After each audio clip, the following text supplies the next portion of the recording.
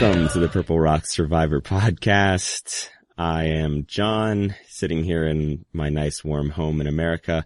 Welcome to spring, Andy. I can only ask you this, my Canadian friend. Do you want to build a snowman? I could. I have the right kind of snow too. I might not have superpowers like Elsa, which are kind of oddly defined in that she has ice powers and also the ability to give life. I'm not sure. But yeah, middle of April, Easter Bunny coming in a couple days and snow. I'm just so happy I could work in a Frozen reference for like the third week in a row for our podcast. We know our listeners. We know what they like. We're two men in, we'll say 30s, and yeah, we're totally down with Frozen. Yeah. But let's talk about the real reason we have this podcast. If we have to. Yeah, I guess if we have to get around to that. Survivor was really good this week. It's been really good this season, and I think it's because we have no idea what's going on. Yeah, I think we prove every week that we don't know what's going on, but you know what? I'll defend us and say, I think that's a good thing. If you're tuning in every week and all our predictions were right, it would probably be a very boring season. Yeah, I bet when we were podcasting in the alternate dimension of Redemption Island, we were just nailing that thing. That's not necessarily positive, but yeah, it's been a season of just things happening that don't happen, and we look a little foolish, some of us more than others, but I'm happy for it. Let's do it. Well, let's talk about the reason why things happen that we don't expect. It's Tony. Tony is the reason why. Tony has done it again. So I think this is going to take up a lot of discussion time. So let's just start off with Tony's move here. His move to flip on LJ, which the previews, to their credit, did not give away. They totally sold us on the idea that he might be flipping on Wu. No indication that it would be LJ, but we did get the line of LJ saying, I feel comfortable, which is just the death knell for any Survivor player. Yeah, it's not quite, I have the power in this game now because I'm the swing. Like, that's worse. And it's the sort of thing that I'm sure everybody says. And it's just like the editors, haha, gotcha. Yeah, they probably said that on day 3 or something like that, and the editors just stored that one away. Like, we're gonna need that later on. Yeah, we'll have to track LJ's beard. We'll do that in the sun and wherever. Sure. But, yeah, Tony, doing it again. So question number 1, was this the right time to do that? Because this is where all the debate's coming in. Yeah, so for all these questions, I'm gonna be like, maybe. And it's gonna sound like I'm really dithering, but I think that's the answer, is that, for one, I've obviously, been really wrong about Tony, and I think I've backtracked enough on that, in that I'm almost in the position where I'm done questioning the guy until proven otherwise. Like, things seem to be working out. But, I mean, it's what we do here. Was this the ideal time to do it? No. I would prefer one more week. That way it breaks up the power that the opposing 3 would have. But at the same time, I think he also would have preferred to wait one more week, but opportunity presented itself, and the other possibility didn't. Like, I think if Tasha didn't win immunity this week, then I think Tony would have had an easy time putting it off. He convinces his tribe to vote out Tasha. He still has his new potential allies of Spencer and Jeremiah in play, and it can wait. But that no longer had to happen. And what's happened a lot in the past is everybody waits just a little too long to take out that other power player. Jervis kept thinking that he would have a chance to take out Tyson until he realized, no, I don't. Probably everybody on Redemption Island, well, maybe not everybody, but several people on Redemption Island was like, oh, we can get rid of Rob once we get rid of everybody on the other side. And then it was too late. So this might not have been ideal, but I don't think it was that far off. Pre-merge, we were like, what's Tony doing? Why is he getting rid of Cliff when he should get rid of LJ, who's the big threat? It turns out he had another opportunity to get rid of LJ, and it worked out. Well, Tony's logic was that you want to be the one that throws the first punch, so you're not the one getting hit, which is good logic. And I think you kind of hit on something that sort of sells his reasoning here. He clearly has a tighter bond with Spencer and Jeremiah than he does with Tasha. So if he waits until next week, he's potentially looking at a 4-4 split, because I don't know who he gets other than Wu and the 2 remaining people, whether it be Tasha and Spencer or Tasha and Jeremiah. And that's not going to be enough. Trish really seemed to drag her feet about flipping on LJ. I don't know that she would have gone with him next week. Yeah, I think Trish was married to the idea of waiting. And that's fine. We'll discuss that a bit more. I think Trish had that luxury. But I think Tony did have to make a move sooner than later. I would say, yes, this is a little sooner, but I don't think it will necessarily hurt him. It just, plans got bumped up a week. Right. So here's my defense for him. Next week, like I said, you could end up 4-4 tie, and that's a bad idea. So there's risk in waiting for next time. At 7 left, he could potentially have himself woo Trish and then the lone remaining from the other alliance. But that assumes that lone remaining person doesn't want to go to LJ's side or doesn't win immunity, and then the tribe infighting begins anyway. So really, if he's going to blindside LJ, it almost has to be here. Yeah, I think, as I say, one more week would have been okay, but, sometimes that one more week is the week that person wins immunity, too. LJ was vulnerable tonight. More incredibly vulnerable than we thought he could be. He had no clue this was happening. In fact, even if there was pointed questions, so, do you think Tony's gonna flip? No, we're good. So, it worked out. And here's the other thing, where I think Tony's primary motivation, at least to start the adventure, was he was probably starting to worry that some kind of idol shenanigan could give him the boot, because he was taking all the heat. So even if all this move to just get the heat on LJ wasn't about eliminating him right now, I think another motivation for Tony is, I'm tired of seeing my name on those slips of paper, because sometimes it only takes 3 votes to get rid of somebody. Yeah, Tony did have a Rupert-esque freak out to having his name on those tribal council's votes, though.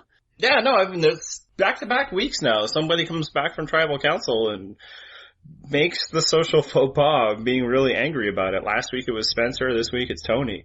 Why we always see it like that is the producers don't let them talk from tribal council to the beach. They have to basically shut up till they get there. So it is the first opportunity. But at the same time, if you have that time to cool down, you should know not to say anything. Because I don't think that helped his cause at all. He was able to work past it, in part because he was fortuitous enough to win a reward with 2 people that were more receptive to talking to him about it. But also in part because this seems to be what Tony's good at. He's good at tricking people. Other than about his career, which is just a baffling lie to keep going. Although I did see a comment that I loved that said that he's just working his way through every career in the Village People. So, so next week he might be an Indian chief. Yeah, the construction worker thing, which led to a great moment from Sarah, who's, now our new jury queen, where she's just like, what? I will not tolerate this insurrection against Eliza, the one true jury queen. It's the Game of Thrones for the survivor jury queen. I think where he's going with that is he doesn't want Spencer and Jeremiah to know he's a cop, operating under his previous thinking that people are frightened of that. Now, I think we still believe that's dumb. But if that's what he believes, then I can understand why he'd want to carry it forward. I mean, all the other people knew that that's not true, but they also knew that he was lying about it. So him continuing to lie about it probably won't throw them for a loop. It's just kind of like, Tony being Tony. Yeah, it just seems odd. The risk-reward thing, what's the reward at this point when there's so many people who already know the actual truth? I guess the only thing is if he's already told Spencer and Jeremiah that he's a construction worker, then he has to continue to lie when Jeff puts it to him like that. But the bigger thing is there's no point to lie anymore. The only person that, they didn't know what he did before, and now it was the merge time. Nobody cares. He also, at Tribal Council, since we're just going deep into Tony's game tonight, he holds up his bag and says he has something in his bag of tricks. That's not a terrible play, because I'm sure he's been going out and looking for the idol that Spencer's already found every day, so... And the idol that nobody's found that he doesn't know that there's 2 of, yes. That's right, the Tyler Perry idol that we'll talk about later. That we may never see, which would be fantastic. The invisible Medea idol. So he holds up his bag of tricks, as he says, and tries to potentially steer some votes that could be coming towards him away. Well, he doesn't realize this, but there's no votes headed his way anyway. Not a bad play. But just like every week with Tony, I feel like there's some stuff that you're like, that's not a bad move. And then some things that you say, ooh, that's a terrible move. And then it's just the next scene is, wow, great play, Tony. He is all over the map in every single episode. Yeah, and it is a good move, and it's just indicative. The reward challenge is another thing that we are going to talk about a little later, but he's always looking for an edge. He's always thinking of how is this moment in time going to benefit me, or how can I change it to benefit me? And early in the season, and even still now, like, it tweaked our radar, because nobody plays like this in many years, and the people who have usually go home much earlier than now, much less don't win. We're risk adverse. But now I'm just like, do it, Tony. You be you, and I'm gonna enjoy it, and I'm of the mind right now that I'm pretty confident it's gonna work out. Yeah, he's the guy who's sitting at the Vegas blackjack table, and he gets a 19 and says, hit me. And he gets a 20 somehow. He says, hit me. I feel like at some point this should backfire on him, and it's just not. Everything seems to be going his way, which is either a really good sign or we're getting an edit that's totally setting him up for a downfall here. Actually, so speaking about edits, I don't know if they're setting him up for a downfall anymore. I think it's almost like if he doesn't win, they've set themselves up poorly at this point. Like, they've set themselves up for another, like, Natalie White backlash at this point. Because I'm not sure they've developed anybody else that would be satisfying. Maybe one other player that would be satisfying to a degree. He's been pretty present, and I think my use of gender pronouns probably gives that away. Yes, it does. And I'm not saying, like, Tony's like a front runner like Tyson was at this point last year, where you knew it was Tyson, you knew it was Cochran. Like, there's still at least two other legitimate, potential winners, and then two other people that, maybe could, or maybe just one other person. I think it's kind of a situation where there's enough smart people left in the game that Tony's victory doesn't feel secure just because they could get him out. It's not so much that they're better players, but if they conspire to get him out. Which they should be doing. Right, and he can't win, so someone else has to. Yeah, I just worry that he would get to the end and not win, and the show hasn't given us any of that story of why person X beats him in front of a jury. The only reason they would actually edit the season that way is because they're setting Tony up to be the new Russell Hantz, and a much better version of it, thank God, because he is not nearly as grating. Yeah, and I will say, like, as much as that frustrated people, really frustrated people when Natalie won, and I can be sympathetic to a degree because they did not do the job of setting her up. It didn't hurt the show. Like, people came back for more Russell. So I think when they look back at their business decision of like, wow, we kind of over-focused on Russell and led to an unsatisfying winner, they were like, yeah, shrugs, it worked out for us.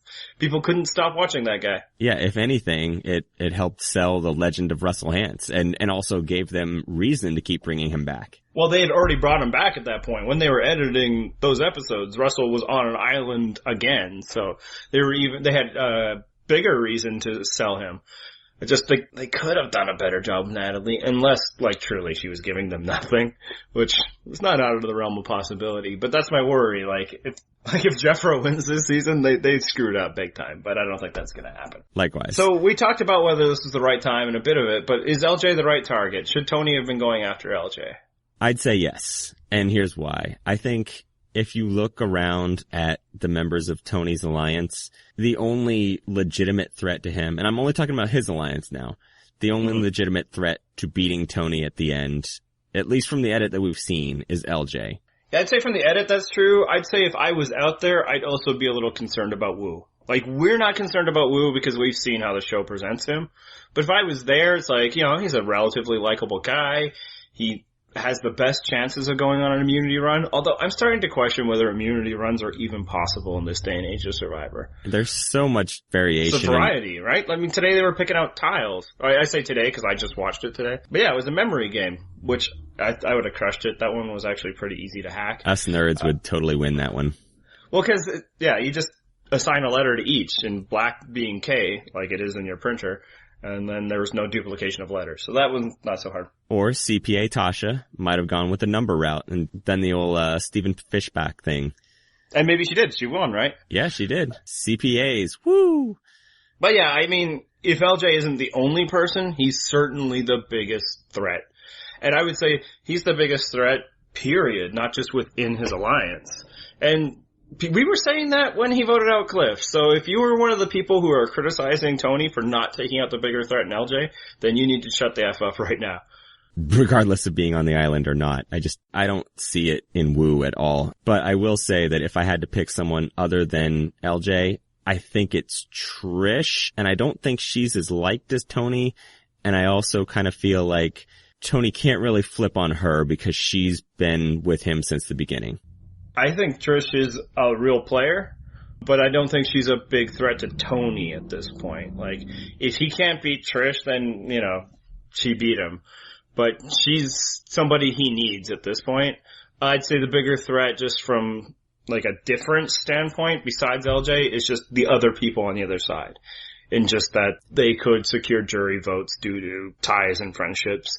And everybody gets drawn to an underdog story. We haven't really seen it play out so much in a jury lately because there's been no underdogs. Like, people have done the work and made sure to eliminate the underdogs. You don't think Monica Culpepper was an underdog? And only in her own mind.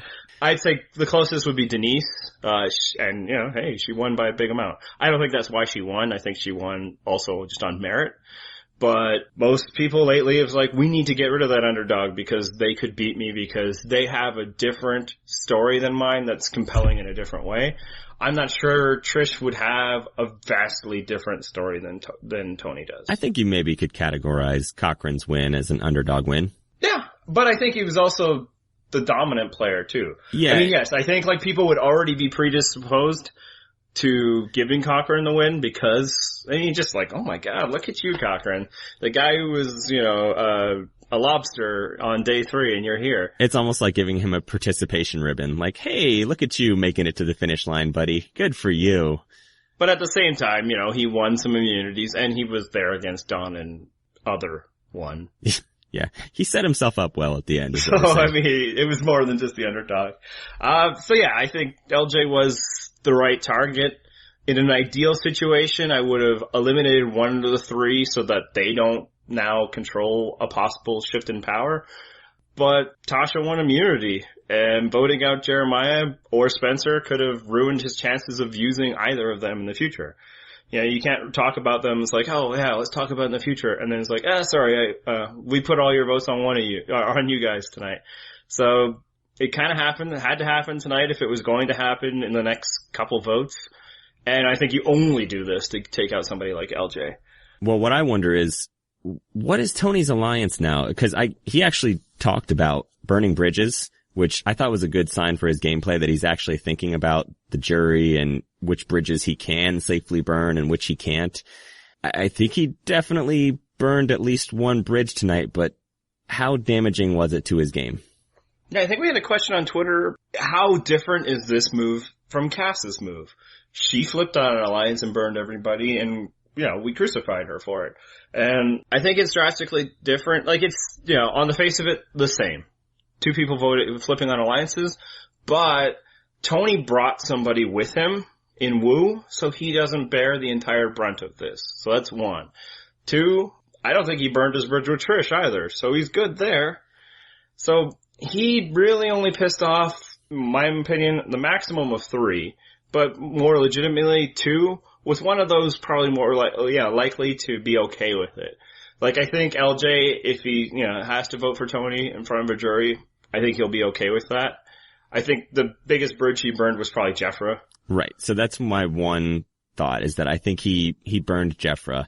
I don't know if she comes back to voting for him, assuming that she's in the jury. I kind of think Trish, I don't know that she has any other options, so I don't think he's burned bridges with her. Well, he also went to her, right? She, at the end, didn't think that this was what was happening. I think she was blindsided tonight. But... Well, we'll get to my conspiracy theory about this later on. Yeah. But for what we know, besides theories or anything, we saw him speaking with her. Like, this doesn't, in retrospect, didn't come out of the blue. He tried to include her, so I think it will be very easy to bring her back into the fold. Is that it wasn't about her, it was about LJ. And everything I was telling you about Wu, and this is how strongly I felt about it. And since LJ won't be there to defend himself, I think that would be pretty easy. So, in terms of who he flipped on, yeah, it's 2 people. That's not bad math. He also did flip on Cass, but I don't think Cass can exactly throw stones about flipping. Yeah, I had the exact same thought. If she gets all indignant about it, she's the world's biggest hypocrite. Although I think she did say in the episode something like, you wouldn't flip now when you've got 6. That's just stupid. Yeah, Which no, is the exact scenario that she flipped. Yeah, but I don't think she'll hold it against him. It would be tough for her narrative to do so, although we've seen obviously worse. So to your other question, what's his alliance now? What do you think? Man, this could go so many ways. I think next week's going to be really fascinating just because does Tony now align with Spencer and Jeremiah? Is Tasha involved with that? Is Wu still with him? I assume Wu is. That's the one thing that I'll say. Yeah, I would put Wu on lock. Wu is with him for as long as Tony wants him to be with him. I do wonder about Trish. I kind of feel like she might not have anywhere else to turn, and she comes back to Tony. I agree. And like I said, he did put the groundwork in, which is why it's so much better than Cass's move. She just laid people out. If she would have done something like this, but at least talked it through with Tasha and Spencer, it would have been a little bit better for her. I don't think it would have worked because they wouldn't have been, amiable to it. But yeah, he didn't disregard the feelings of his alliance partner, except, the alliance partners that are LJ and Jeffra. But it's easy to sell that as they were partners of convenience that were no longer convenient. I think burning Jeffra really doesn't put you in any immediate danger game-wise. So. Right, and I don't even know that Jeffra would bail on him if Tony came back to her and said, hey, I need you in my alliance, because what else is she going to do? Yeah. I mean, and this, we'll puzzle some more of this out in our predictions. I mean, there's counter moves that he's put himself in danger of. And actually, from the previews, it kind of looks like he's aware of that, and we'll try to stay up on all those conversations. But it does open the door for somebody like Tasha to go with Cass and the other people feeling betrayed. And it's like, hey, if they're going to start eating themselves, how about we get rid of the next biggest threat? And I don't think that Spencer would be opposed to that. So that's an issue. But in terms of who's Tony's alliance, Wu is still his alliance, and I believe he would prefer that Trish is as well. After that, it's, I think, whatever works out best for him. Wherever he can get numbers, basically. Yeah, and it's possible that he might now be playing the Rob C game, right down to the fact that he did work to bring alliance partners with him to this, to the jump over. Rob Cesternino didn't flip by himself. He brought Butch and the crazy knife machete wielding guy, Matthew. Tony didn't do it by himself. He brought Wu by really cleverly, laying the groundwork for it in a way that didn't even seem necessary. He could just as easily lie to Wu, but it wasn't 100% lie because he's a crafty dude. Let's be honest. You don't really have to work too hard to sell Wu. Oh, bro, no, you don't, but, Tony he did anyway. Yeah, Trish had this line this episode where she says, I might be gullible, and I'm like, oh, have you met Wu? Because I think he's got you beat. So yeah, I think it's those two, and then if Spencer Jeremiah works out for him, then that's the 5 for now. But if it's just as easy to grab Cass and Jeffra back, then that's the 5.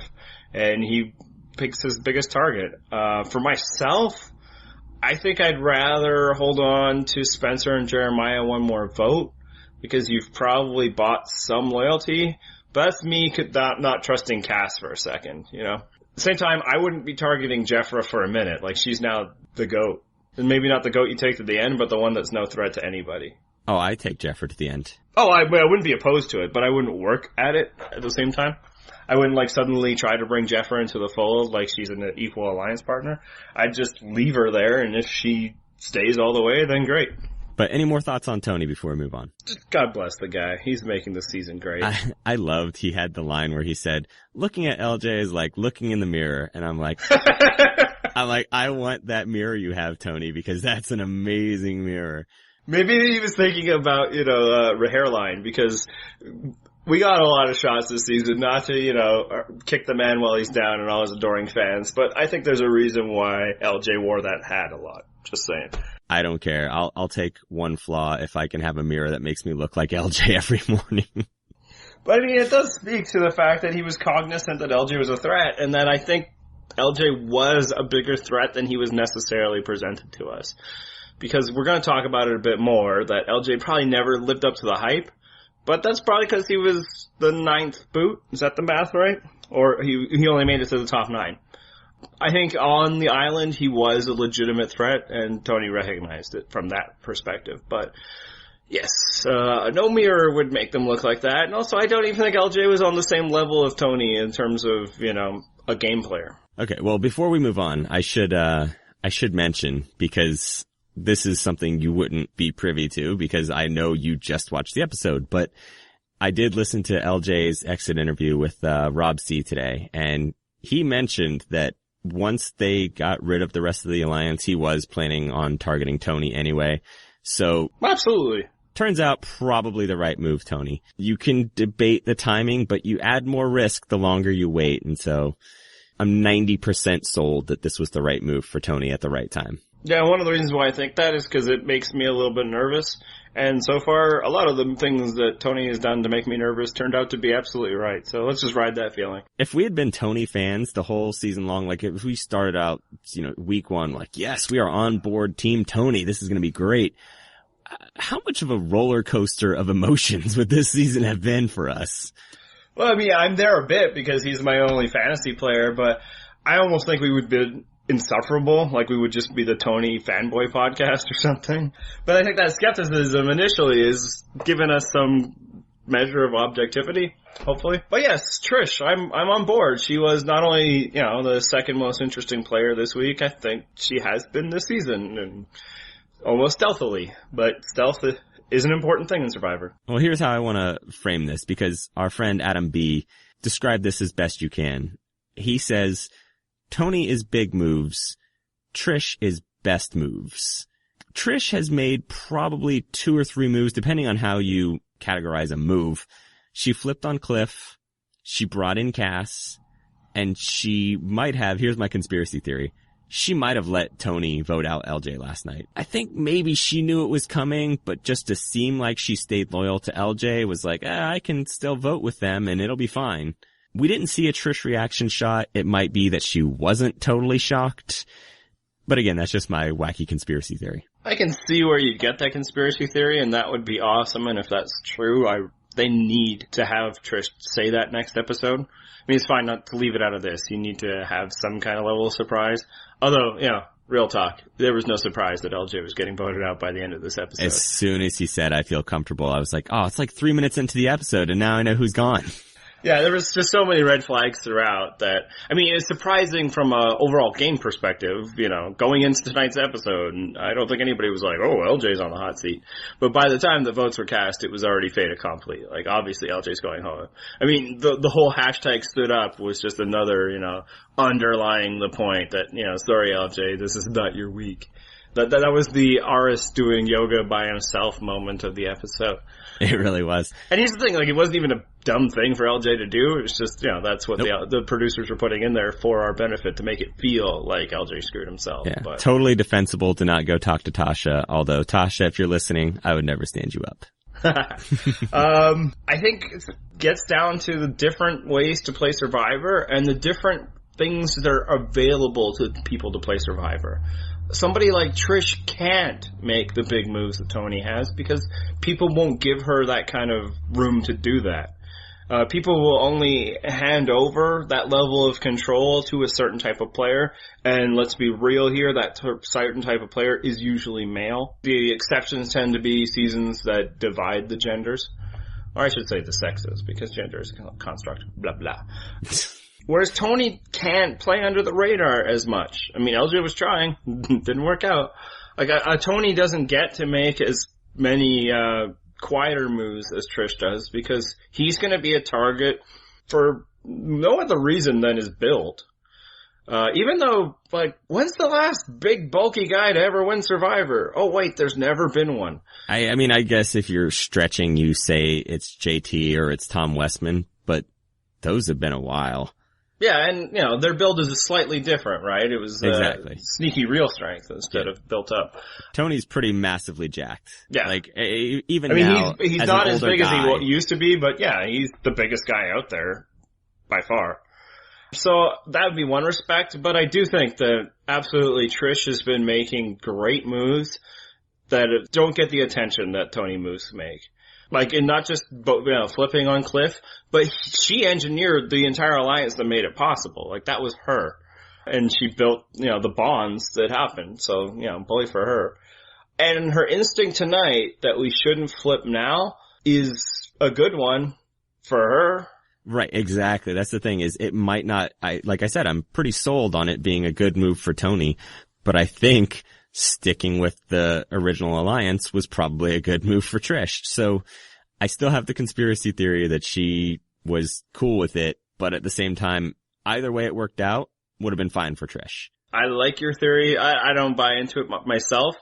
I think, the conversation probably went close to as presented, but I don't think it's a problem for her that LJ was voted out. And so where I think it would feed the conspiracy theory is that she didn't bring that information back. When Tony was starting to talk about that stuff with her, she didn't turn around to the best of our knowledge. And given the fact that LJ was completely unaware, I think we can say that she didn't. Oh, I can totally confirm because LJ in his exit interview said that Trish never told him and he was shocked by that when he watched the episode. Yeah.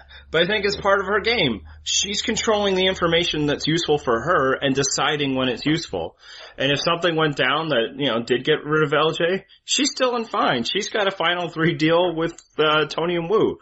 But you know what? She also has a final 3 deal with Jeffra and LJ. And I don't think she had picked which side she wanted because it didn't matter. Yeah. Either side, whatever side worked out for her is the side that she was on. It's the Kim Spradlin move. Let's make a final 5 and I'm in both of your final 3s. Yeah, nobody's coming after me and I'm doing what's best for me. So I don't think she needed to pick a side. I don't think she has now. I think she still has moves, left, or at least avenues left that don't include Tony. She's in a great spot. This kind of leads into my next question. Where does Trish go from here? Because just like Tony, I feel like she's got multiple directions she can go. I kind of feel like the most likely scenario is that she does realign with Tony. But I think, just judging from what we've seen, I think she's solidly capable of getting Cass and Jeffra. But she's going to need more than that. I think she's solidly capable of getting Tasha, too. I think people legit like her. And we were just fooled because Lindsay didn't like her. But, Sarah liked her. Sarah didn't want to, threw away her game when, people wouldn't want to vote out Trish. Secret Scenes have shown that she does yoga with people in the mornings, and they love it. Or not yoga, Pilates is her deal, right? Yeah, that's the one. I think she's been making, really strong social bonds, and I think her next move is just to be open. She can sit back for a bit and let some of the dust settle because no matter which way it settles, she should have options. I kind of wonder too if she maybe played up her awfulness at the challenges. I don't think that, what did she go out on the second color in the challenge? Yeah, I kind of wonder if that was one of those oh guys, I'm so hopeless in challenges, I'm not a threat. I actually did have that thought just because anybody going out at that moment, it's oh, for real? You couldn't remember that? And then she didn't seem embarrassed by it or anything. She was shucks. Yeah, the aw shucks move, I kind of feel didn't Wu go out at the same time though? I think he went one more round later. Cause what it was is, Probst was either you just won, Trish, or you're the first one eliminated. Yeah, and then she gives the aw shucks, which is oh, look how cute I am. I'm not a threat in immunity challenges. And then Wu goes out on the next color, and I'm no, I think that's legit. I don't think Wu was throwing it. No, I mean, and also just, Wu has not had a lot of success at throwing challenges. Yeah, I think she's been playing a really strong social game. We didn't talk about it last week, but when her side lost the reward challenge, her initial instinct was congratulations, you guys. And it seemed genuine enough to make people feel like it was. I think she's forming bonds, and she might be as solid a lock as there is to make the final 3 at this point. I don't know. I think the one thing that would get, in her way of doing that is if Tasha, Jeremiah, and Spencer, just totally split through the middle, JT, Taj, and Steven. I don't know. There's just way too many permutations that could take place next week. I kind of feel like she could go home next week. What do I know about this season? That's true. There's a lot of ways this could go down, and I can see her being voted out next week. I don't think she will, but there's a possibility that it works out that way. I think she's a high probability for the final 3 with Tony. Mm-hmm. Alright, so somebody went home last night. So I guess LJ wasn't the number 1 draft pick after all. I mean, he's not as terrible a number 1 draft pick as, say, Garrett. No.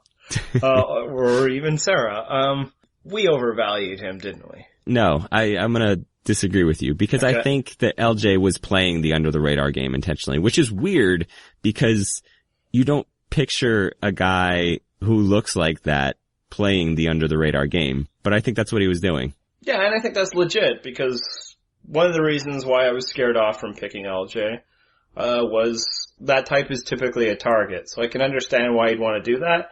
And I can also see that for LJ, it made sense to sit back and trust in your alliance tonight. Like, trusting in the alliance was the right move for everybody but Tony. Asterisks, maybe even Tony. But I raised this point last week a lot. Even last week, both you and I put him number 2 in our power rankings, and I'll defend that in a second too. But it was like, why were we continuing to do that? He really hadn't given us much, and we were still just convinced that he might have even had the most likely chance of winning, and now we realize that wasn't true. I kind of disagree. My justification for it last week was, if Tony gets knocked out, I think LJ assumes the throne, basically. And I still think that was true. Yeah, I think, that's why I'm okay that we had him at number 2. I think he was the number 2, which is why Tony made sure to get rid of him. But just going on the edit, we were inferring a lot of stuff that wasn't there. And the reason why a lot of that stuff wasn't there is because, he doesn't last to the end game. But we didn't move off of those thoughts based on what the show was giving us because he just felt right. And he's gone. And we're not going to see him again, are we? No, he is not compelling enough to come back. I think if you're looking at people coming back from this season, Tony is a lock. I think for some reason we're getting a lot of Spencer, which I don't know if I see Spencer as a returnee. It'd have to be a specific scenario. He's on the list. I think a few other people have to not work out or turn it down, but he fills a role. I think they're setting us up to have Cass back, which again seems a little forced, but it's a demographic thing. Cass is more likely to come back just because they have trouble finding older women for this game. Well, it's also a role thing. Like, if they're going to do villains, there's fewer and fewer villainous players in the most recent seasons of Survivor because we view the game differently, but she certainly qualifies. Well, and I think they also tend to, like Malcolm has said that in his first season, he tried to be as villainous as possible, but they gave him this glowing edit because they wanted people to love him since he was going to come back immediately.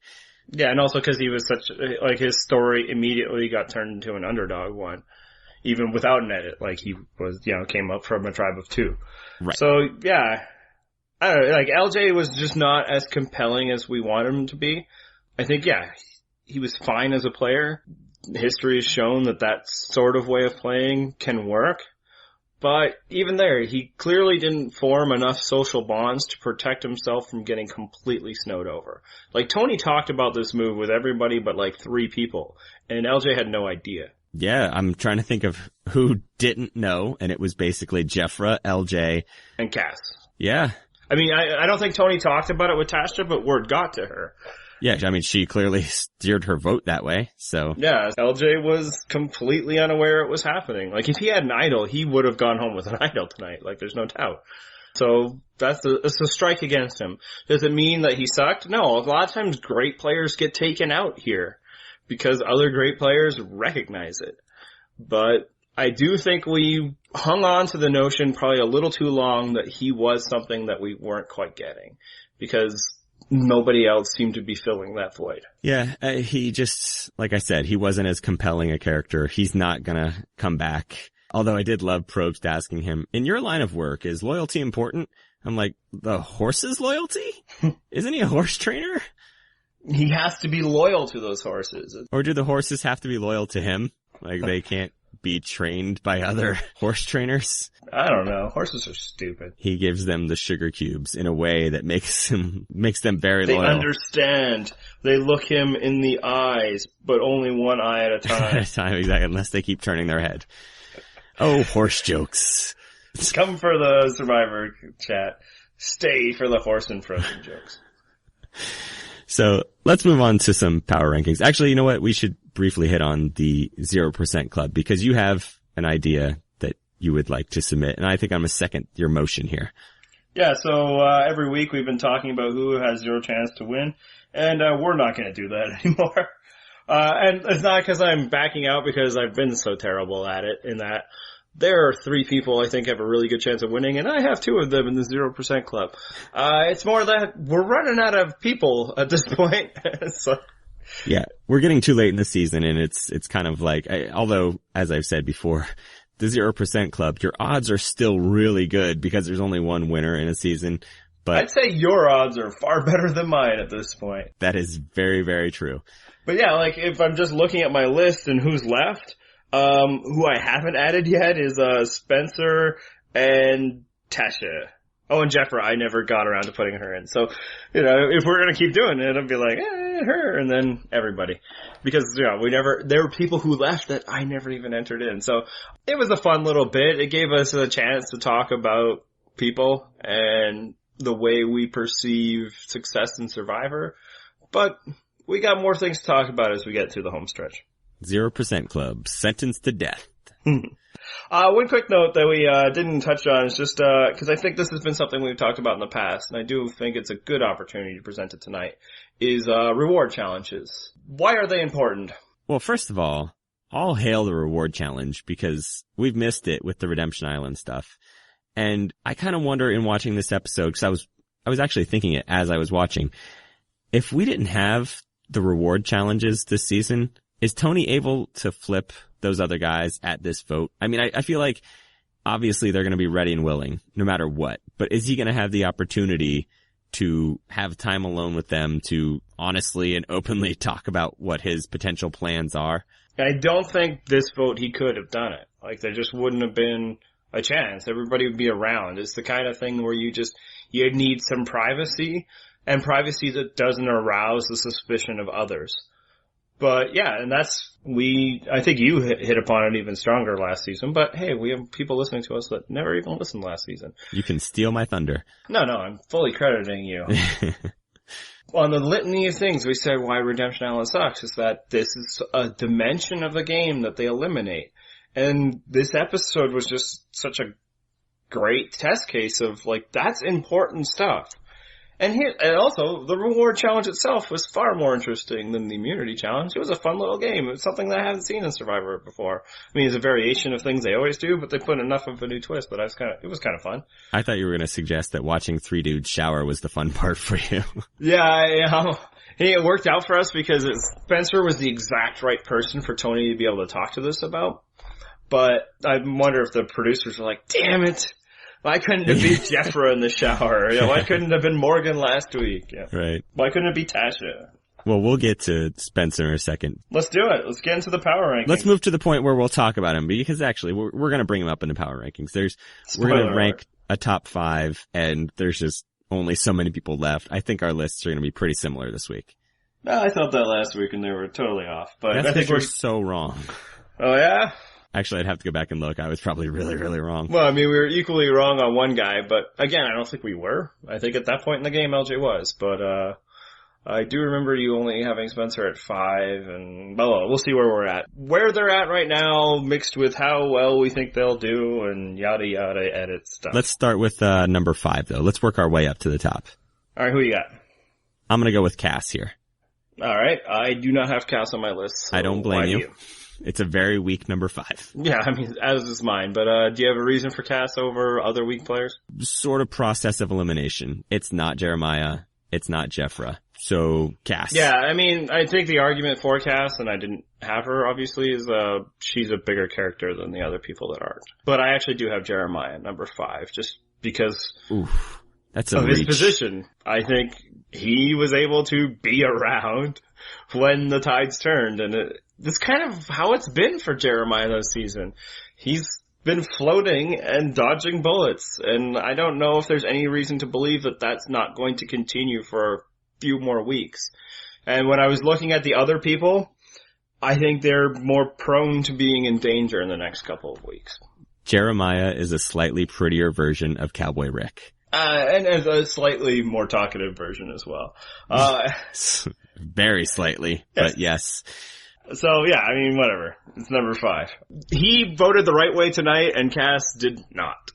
That's all I got. Fair enough. Number 4, I got Wu. I had him, I think, number 5 last week, and he's still on the right side of numbers, whichever way they go. He's, as a result of being completely snowed over, but, you know, it could have been Tony targeting him this week, and it wasn't. I still can't put him on my list. I have so little respect for Wu. Every week I watch him, I do the Dennis Green quote. He was who I thought he was. He's such a surfer, dude. He really is. I mean... God bless him. He knows who he is. You be you, Wu. That's right. And someone suggested that, the previews next week show him falling out of a tree. And, if the internet does not make a gif of little coins spouting out of him like he's Sonic the Hedgehog, or rings flying out of him like he's Sonic the Hedgehog, then the internet has just failed us, and I totally agree with that. Alright, so my number 4 though, I have Tasha, and that's only because of who my number 3 is. Yeah, see, I don't have Tasha on my list at all, and here's the thing. I think if she didn't win immunity, she would have left this week. So that's why I can't rank her anywhere. I think of all the players left in the game that aren't named Jeffra, she has the least amount of power in my mind. And some of it's just circumstantial. If she had been on that reward challenge instead of Jeremiah, then I probably flipped them. But, you know, she wasn't. Alright, so who's yours? My number 3 is, so 4 was Wu, so that's where we're at. Now we go to the next tier of 3. This is where I put Trish. Okay, well, you slightly undervalued Trish compared to me, because I put Spencer here. And my reasoning is he sold himself pretty perfectly as a pawn to King Tony. He's got an immunity idol, which can only help. We have to discuss in a second his immunity idol thing, though. Well, I have Spencer at number 2, so this is our Spencer conversation start, okay. and then we'll go on to Trish, where I'm guessing you have her at number 2. Although, as soon as I was writing down my rankings of who I've got where, as soon as I wrote Spencer's name, I wrote, started from the bottom, now we're here. Just as a shout out to you Canadians. You love your Drake, from what I hear. It's not completely untrue. All the other popular Canadian ones, most Canadians are like, but yeah, I think there's a bigger love for Drake than dislike. Although, is he even going to be cheering for Toronto when they play certain teams? Like, God, the biggest bandwagon fan of all time. He really is kind of your Justin Bieber. Well, I guess Justin Bieber's yours too, isn't he? No, Justin Bieber would be our Justin Bieber. Thank you very much. Anyway, moving on. We really shouldn't digress into bizarre pop culture. That's what this podcast is now. Yeah, pretty much. Forever and then whatever loose tangent we can relate it to. So you had Trish or you had Spencer over Trish, or lower than Trish. I had the opposite. Okay, so Spencer's idol. Let's briefly talk about this. Mm-hmm. Should he have played it this week?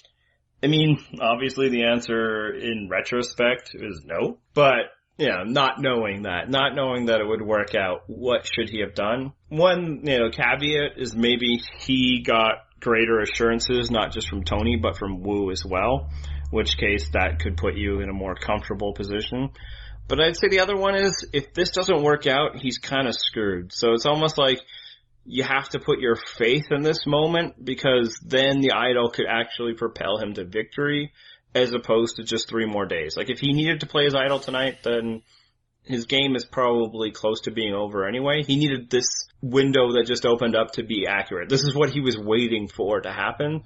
So I think at that point, you roll the dice. That's why I don't always look upon people who got voted out with idols in their pockets poorly. I think sometimes you just have to hope that it works out, because if not, then the idol wasn't that useful to you anyway. I mean, I've heard a similar argument to that before. I don't know how justified it is, though, because I kind of feel like we say all the time that 3 more days in the game could lead to a totally different outcome for you. So is it really that it's a good idea to just put all your faith in, oh, this will work out, and if it didn't work out, I'm screwed anyway? Because maybe not. Maybe it doesn't work out, but you played your idol, and then next week it does work out because you totally shifted the game somehow in ways that you didn't anticipate. Oh, no, I mean, I think it could absolutely be that you should. I'm just presenting the argument why you wouldn't. I don't know which way I fall on that, and I think at this point, maybe I defer to the people that are there. Well, here's one other question that I have, because I think if this is his mindset, I think this makes it totally justified. If it's possible, and we don't know that it is, but if it's possible that in a vote split, you can play your idol on a tiebreaker vote, then it's totally justified. Yeah, I don't think it is. But again, we have no confirmation that it's not, but I mean, it's almost like they can't confirm a negative. They could only show us that it is. Right. And so it's never been explicitly stated, which makes me think it might be possible. But if it's clearly not, then this was a bit too risky of a move for me. I wouldn't have kept the idol. Then it's absolutely a move with a ton of risk. I just wonder if you're out there and you're getting a real sense of it. Maybe, you can sense the mood. Like I said, maybe he was picking up something from Wu. And you know what? That might be the thing, because I feel like I'd be more willing to trust Wu just because I don't think Wu can outwit me. Yeah. So then, maybe then you make a calculated risk.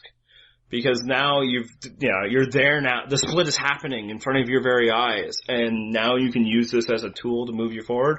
Whereas if he needed his idol tonight, then the split didn't happen and maybe isn't going to happen. Because now Jeremiah goes home, those 6 still stayed together, like what avenues still are open up for him. So like I can justify it. Whether it was the right move, I mean, like I said, yes, it turns out it was. Whether it would always be the right move, I don't know. And maybe it's just totally situational, and you just have to trust your social instincts of what you're getting out there. That obviously we can't. So Spencer, the total nerd, has social instincts, you're saying? Yeah, he's still there, I mean, we'll see. I wouldn't, from what we've seen, I wouldn't rank him as the top social player, and little too fist pumpy at tribal council tonight.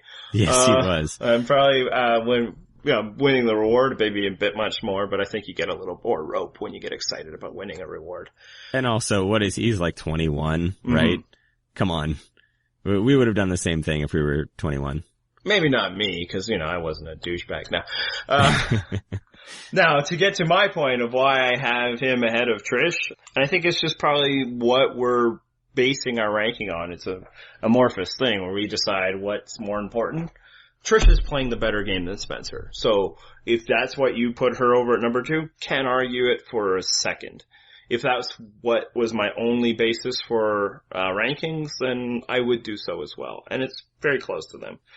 Mine is based on edit. I think Spencer is right now being presented as the other option for the viewer in a way that Trish isn't. I think she has a very legitimate chance of winning, but I think it's more the observant viewer needs to pick up on that. They're not feeding that to us. Right. They're feeding Spencer as a legit option, like the only other legit option from an edit standpoint than Tony. And that's why I have him at number 2. Right. And I think I kind of hit on it earlier, but we're getting a disproportionate amount of Spencer considering that he doesn't really have the confessionals that justify him getting this much airtime. So it sort of makes you wonder, well, why is he getting so much airtime, since he's fine, but there's nothing that stands out about him in any way. He's not super witty in his confessionals. He's not super insightful. And in a way, he also kind of oversells his game, because he's talking about how he, really wants to try to work some angles and find some cracks in this alliance and blah, blah, blah. He gets to the reward with Tony, and Tony's the one who brings up, hey, let's talk strategy. And Spencer's like, oh, okay. Yeah, sure. I think he's overselling his own game. He perceives his own game differently than others. Well, and obviously that's true of everybody. Everybody's the hero of their own story, but Tony especially. That was the whole point I was making about him last week, is like his confessionals aren't good enough to justify their ubiquity. So that's why I figured that he should be ranked highly, because maybe he's getting a winner edit and we just can't accept it because he doesn't feel like a winner just yet. And maybe he will, right? Maybe the game moves for him. As to the point where he wasn't being proactive, it's hard to be more proactive than Tony, right? Like, it's maybe he was waiting for a second, right? Like, hey, let me get out of the shower first. Maybe wait till we get to the massage table, and Tony's like, no, let's do this now. That'd be an awkward conversation to have over the massage. But it does strike me, like, that was the one defense that I had for him, for Spencer, is, okay, maybe it just came up from Tony first, because that's Tony. He's going to say something first. Yeah, absolutely. So, but I don't disagree. I don't think he's, like, I'm not fully on board Team Spencer. I like him. I think he's been good. For his confessionals, they're not witty. He's no John Cochran. No, he is not the Cochran that doesn't suck. Not so far. And honestly, how do you beat that? Even if you win, you're just tied. I guess you're 1-0 and he's 1-1. But he's a reliable narrator. Like, he can at least relate the information that's going on in short bites of time. And also because his story has been different from other people's story. Like, so it could just be that he's better at narrating what's going on than, say, Tasha or Cass was. And because he's been involved in almost every vote out, either as a potential victim or as somebody that's doing it, they had to talk to him. So you have Spencer as number 2 in the power rankings because of his brevity. He is good at summarizing. Ergo, he's number 2 in this game. And quantity of the brevity, I would say. And then number 1, we both have Tony. No surprise there. Yeah, there's not really anything to add about Tony. If you don't have Tony at number 1 in your rankings, it's because you're pissed that LJ went home. Because there's no other explanation. Yeah, I mean, we've devoted enough time to Tony. There's clear reasons why he's number 1. I mean, it's a risky number 1. There's definitely some threats to his game, but he's number 1. Yeah, I mean, I'm not saying he is going to win. I think there's a very good chance that he will. But no, there's legit other winners, and this whole house of cards could come tumbling down any minute, but it's his house of cards so far. Listener feedback. We got some. We did. Our good buddy XL Pelican on Twitter hit us with this one. When should Spencer turn on Tasha, given that she's so popular with the others? I'm going to take this one first. Why are we thinking that Spencer gets to decide that? I'm answering a question with a question. I'm like Jesus. Socrates, isn't he? Anyway. No, or Socrates. I'm like Socrates. How about that? Yeah, there's a couple things that we have to decide if we accept the premise of. You raise the one as if maybe it's not Spencer's decision whatsoever. And I think that's actually a pretty good point. I'm not sure that it will be. I'm also not sure she's that popular. Do you? She's huge among the CPA crowd. I will tell you that. Yeah, but amongst the crowd, amongst the people there, I don't think she's disliked, but at the same time, she's not so liked that LJ felt comfortable going to talk with her. Yeah, and I think you're right. I think we kind of overvalue how well liked she is out there in the same way that we undervalued how liked Trish is, just because she seems really likable when we see her in confessionals. She seems like a nice enough person. Trish seemed mildly obnoxious, and then we had Lindsay telling us that she was obnoxious, so we were like, ooh, yeah, Trish is probably not very likable. Yeah, and I'm not totally gonna sell out Pelican here. I do think people like Tasha. I like Tasha. Certainly it seemed like Sarah and Morgan did. And the Morgan one you have to get post-haste. That wasn't so much on the show because they didn't show her talking to people. But yeah, I don't know if she's built social bonds with Tony or woohoo. I guess maybe the danger then is there are people on the jury currently who did get along with her. Now, when should he turn on her? I don't think he needs to. If it works out that she gets voted out, then, I wouldn't risk a lot of capital to save her. But if she doesn't go anywhere, I'd be fine going into a final 3 with her and putting my record up against hers. If I was Spencer. Yeah, for the most part, I agree. I mean, if there's other options, I don't know that she'd be option number 1. For anybody, I would recommend taking Jeffra to the end. I don't know, and Cass as well. Absolutely. So I think if those options are available to you, you don't bring Tasha to the end. Agreed, 100%. But at the same time, there's risk with Cass that there might not be with Tasha, right? Right, exactly. Not risk jury risk, it's risk, putting your game in her hands before you get to the jury. Right, it's risk of you getting to the final 3 if you align with Cass. But yeah, I don't think Tasha's a player you need to run away from, I couldn't beat her in front of a jury. I think she's beatable. It'd just be a matter of what your record is stacked against hers. Yeah, and I think, it's gonna be tough if it is either Spencer or Tasha in front of a jury. It's going to be tough to sell their moves very well unless there's stuff upcoming that's just really mind-blowing. Well, there'd have to be, right? For them to get there, there's going to be some moves. They're not there yet. Other than, we persevered, right? And which is compelling enough to, this point, but there needs to be something more, and the only way that they get there is if there's more. And the final person that they'd want to be on a jury with, and they probably would be, is Jeremiah, right? Oh yeah, definitely. Which is why Jeremiah, I think, has emerged as Spencer's number 2 in a way that Tasha isn't, which might also kind of undercut the idea that Tasha's super popular. Jeremiah is Spencer's pawn, not Tasha's. But if Tasha and Spencer were going to make it to the end together, I feel like one of them has to have that Tyler Perry idol that's out there. Yeah, I can see that. You know what? Let's puzzle that out, because that brings us to the final segment of the show and predictions. And I don't know, man. And not just because we never know, or rarely ever. I nailed that Morgan pick.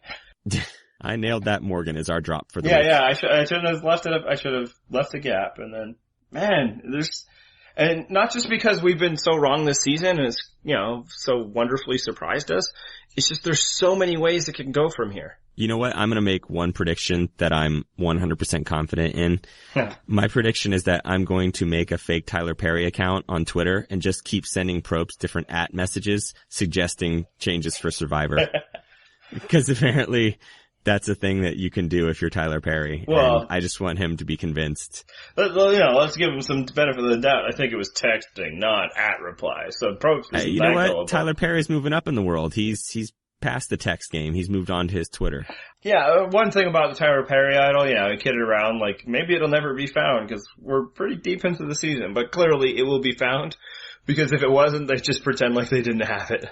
They would have edited out all messages of it, or all mention of it in the show, and Probst wouldn't have hyped it beforehand.